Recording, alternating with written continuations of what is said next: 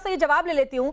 फाजिल अहमद साहब, क्या है ये पैगंबर इस्लाम बिल, जरा बताइए, और कैसे ये देश में आने की आप बात कह रहे हैं? देखिए, उत्तराखंड के अंदर यूसीसी आया, वहां आदिवासियों को निकाल दिया गया यूसीसी से। क्या यूसीसी किसी खास धर्म के लिए था वहां उत्तराखंड में, या सबके लिए समान था? आप किसी खास धर्म के लिए बिल लाने की बात कैसे कर सकते हैं? आदिवासियों को उससे बाहर कर दिया गया और एक ही लड़की से 5 भाई की शादी करा दी जाती है। किसने बाहर कर दिया? किसने? ये एक नेशनल टीवी चैनल पर सही है क्या? कैसी आप लड़की से 5 भाई की शादी? अरे इनके नाम क्या उठाइए। और जब भी कोई अच्छा कानून आता है, ये बेकार में जो है ना, ये कानून उड़ा रहे हैं। बिल्कुल की बात मत कीजिए फाजिल अहमद, आप तैयारी के साथ नहीं आए हैं। मुझे मैंने आपसे ये पूछा कि ये जो बिल लाने की बात की जा रही है, उसका क्या मकसद है, क्या मोटिव है उसका, और क्या आप चाहते हैं उस बिल में हो? जब यूसीसी आया, ये तो झूल रहे हैं।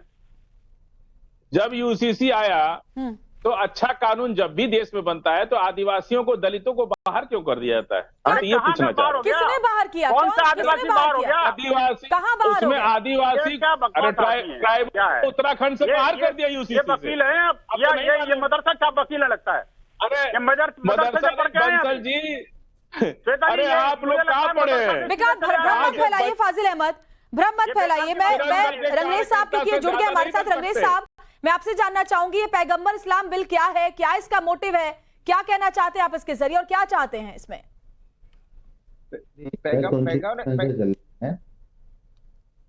पैगंबर इस्लाम बिल कौन लेके आएगा? कौन सी राज्य सरकार लेके आएगी, जरा बताएं। कोई नहीं लेकर आएगा, इसकी मांग की गई है, इसकी मांग की गई है। हमने अभी अपनी रिपोर्ट में दिखाया भी, और मैं आपको बता भी देती हूँ कि किसने मांग की है। दरअसल ऑल इंडिया मुस्लिम जमात के जो अध्यक्ष है शाहबुद्दीन, उन्होंने ये मांग की है कि हम पैगंबर इस्लाम बिल लेकर के आएंगे, और उसकी मांग करते हैं।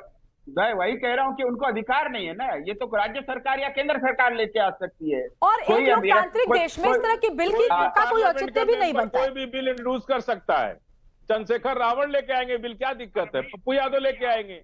कैसी बातें फाजिल जी, आप बिना बात की बेतुकी बातें कर रहे हैं। ठीक है हो गया फाजिल जी, बाकी भी पैनल के लोग हमारे साथ जुड़े हुए। रंगरेज साहब, आपसे सवाल मेरा ये था, क्योंकि आपका कनेक्शन कट गया था, कि कोई भी ऐसा बिल या कोई भी ऐसी बात जो मुस्लिम महिलाओं के हक में होती है, उसका विरोध जाहिर तौर पर मुस्लिम संगठन करते हैं, फिर चाहे वो 3 तलाक की बात हो, वक्फ बोर्ड में महिलाओं की भागीदारी की बात हो, या फिर जैसे अब हम कभी भी असम की अगर हम बात कर लें तो नाबालिग बच्चियों को शादी से रोकने की बात हो, ऐसा लगता है जैसे मुस्लिम महिलाओं को उनका हक मिले, ये मुस्लिम संगठनों को नागवार गुजरता है। रंगरेज साहब, मैं ये कह रहा हूँ कि सरकार जो है, ये तो भाजपा की सरकार है, के सरकार है जो खुली दुश्मनी के ऐलान करते हैं मुसलमान। बाकी आप ये समझ क्या कहते हैं कि मैं जो है करोड़ की करता हूँ। रंगरेज साहब, माफ कीजिए, आपकी तकनीकी खराबी की वजह से बात बहुत साफ आ नहीं पा रही हम तक।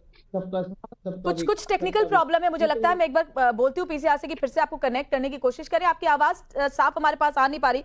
संतोष कुमार जी, एक लोकतांत्रिक देश जो विश्व का सबसे बड़ा लोकतंत्र जिसे हम कहते हैं, वहां पर अगर हम समान नागरिक संहिता की बात करते हैं, सेक्युलर सिविल कोड की बात करते हैं, तो क्यों मिर्ची लग जाती है? अगर हर धर्म के लोगों का सबका साथ सबका विकास की बात तो केंद्र सरकार करती है, लेकिन ऐसा लगता है कि कुछ मुस्लिम संगठन चाहते ही नहीं कि उनकी महिलाओं का विकास हो, उनका विकास हो। वो दरअसल ये दिखाते हैं कि निचले तबके के मुस्लिमों के वो हमदर्द है, मगर असल में ऐसा है नहीं।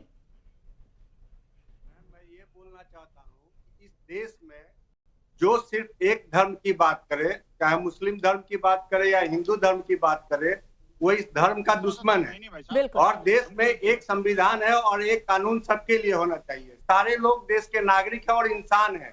तो इंसान में कौन बड़ा है और किसको विशेष छूट मिले?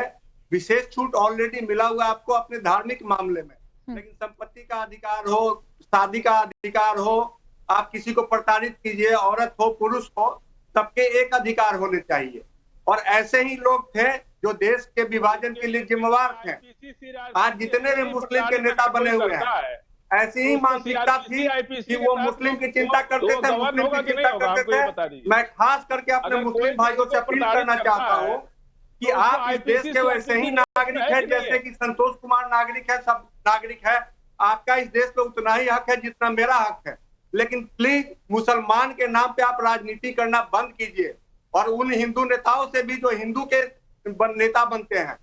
देश का एक कानून होना चाहिए और ये बड़ी कानून सब खतरनाक धर्म के लिए परिणति है। समान होना चाहिए, वो जेंडर से रहित हो, वो धर्म से रहित हो, वो जाति से रहित हो, ये बहुत जरूरी है।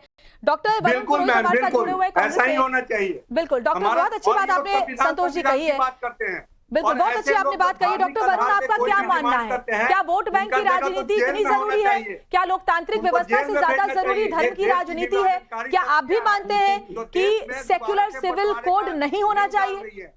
और एक इम्पोर्टेंट बात मैं बोलना चाहूंगा, यही मानसिकता थी कि हिंदुस्तान और पाकिस्तान बना, तो जो ठीक है इनके डॉक्टर, पूर्वज जो बिल्कुल मैं समझ हिंदुस्तान गई में रह संतोष गए, जी। डॉक्टर वरुण वो आप देश बोले। प्रेमिक है, उनको देश से लगाव था, तो इस देश में रह गए। जो डॉक्टर वरुण, धार्मिक वरुण जी बोलो। इनको चुप तो करो आप, समझ हाँ में ठीक नहीं आ है रही संतोष जी, मैं समझ गई, बहुत अच्छी बात आपने कही है। वरुण जी, हर चीज आपका हक बनता है, लेकिन हिंदू मुसलमान श्वेता जी, देश के अंदर लोकतांत्रिक राजनीतिक व्यवस्था है और कांग्रेस पार्टी उसी में विश्वास करती है। आप कोई भी बदलाव लाएं, आपने एक बहुत अच्छे शब्द का प्रयोग किया था शुरू में, किसी का ध्यान नहीं किया, कुरीतियां, सामाजिक कुरीतियां। कहीं सामाजिक कुरीतियां हैं तो उसको हमको, क्योंकि हमारी सोसाइटी प्रोग्रेसिव डायनामिक है, कुरीतियों को दूर करना हमारा फर्ज है। जैसे जैसे आगे बढ़े, हमारा समाज आगे बढ़े, कुरीतियों को पीछे छोड़ते जाए। जैसे सती प्रथा थी तो धीरे धीरे कानून आए, उसको धीरे धीरे बिल्कुल हमने यही छोड़ा। बात मैं भी कह रही थी। अपन वो इसीलिए मैंने तो कहा फिर ना, ये हर आपने- धर्म में होना चाहिए ना? क्या बदलाव किसी खास धर्म में हो? वक्त के साथ हर धर्म को बदलना पड़ता है और स्वीकार करना पड़ता है। यूसीसी जो है हिंदुओं के लिए तो मोटा मोटी लागू हुई है देश के अंदर। बिल्कुल यूसीसी में हिंदुओं, ये जो सेक्युलर शब्द, इनका 10 साल तक तो सेक्युलर शब्द को नहीं बोल पाए थे, यूसीसी कर रहे थे। 4 जून के बाद जब इनको सेटबैक लगा चुनाव में, तो सेक्युलर शब्द याद आने लग गया। देखिए, आपको कोई भी कानून लाना है, कोई भी बदलाव लाना है, तो आपको सामाजिक लोगों से अपने लोग पक्ष, सबका पक्ष सुन करके एक डेमोक्रेटिक वे में, क्योंकि संविधान में भी लिखा है कि एंश्योर करना है, कैसे करना है, प्रयास करके करना है, लोगों से कंसल्टेशन करके करना है। तो ये फोर्सिबली लागू तो करोगे, कोई भी बिल आता है तो कंसल्टेशन करके ही आता है। लोकतांत्रिक व्यवस्था में तो बिल ऐसे तो पास होता नहीं ना डॉक्टर वरुण। वक्फ बोर्ड के समय में भी संशोधन में यही हुआ, ये तो होता ही है। ठीक है, पर नंबर गेम होता है, नंबरों से पास हो जाता है, लेकिन एक राजनीतिक पॉलिटिकल विल होती है कि मुझे सबको साथ को लेके चलना है। मोदी जी की जब देश में पैगंबर इस्लाम बिल लाने की बात हो जाए, जब हर चीज का विरोध शुरू हो जाए, वक्फ बोर्ड में संशोधन तक को स्वीकार नहीं किया जाए, जब 3 तलाक में और नाबालिग बच्चियों की शादी को लेकर विरोध होना शुरू हो जाए, उस वक्त आपको लगता है कि ये चीज संभव है? ठीक है, बहुत देर से रंगरेज साहब कुछ कहना चाहते हैं। रंगरेज साहब, मैं आपसे ये समझना चाहती हूँ कि मुझे ये बताइए कि असम में जो बात सामने आई, असम में जो असम सरकार ने बड़ा कदम उठाया है, उसमें अगर मैं एकदम फैक्चुअल आपसे बात समझना चाहूँ, किस बात से आपको दिक्कत है? फिर मैं जवाब विनोद जी से मिलूंगी उसका। देखिए श्वेता जी, अगर कोई ये बार बार कहते हैं कि हमारे देश में समान नागरिकता नहीं है, तो मैं पूछना चाहता हूँ, अगर विनोद बंसल कोई अपराध करते हैं और मैं अपराध करता हूँ, क्या मेरे को अलग सजा मिलती है, उनको अलग सजा मिलती है? पूछिए जरा। बिल्कुल नहीं मिलनी चाहिए।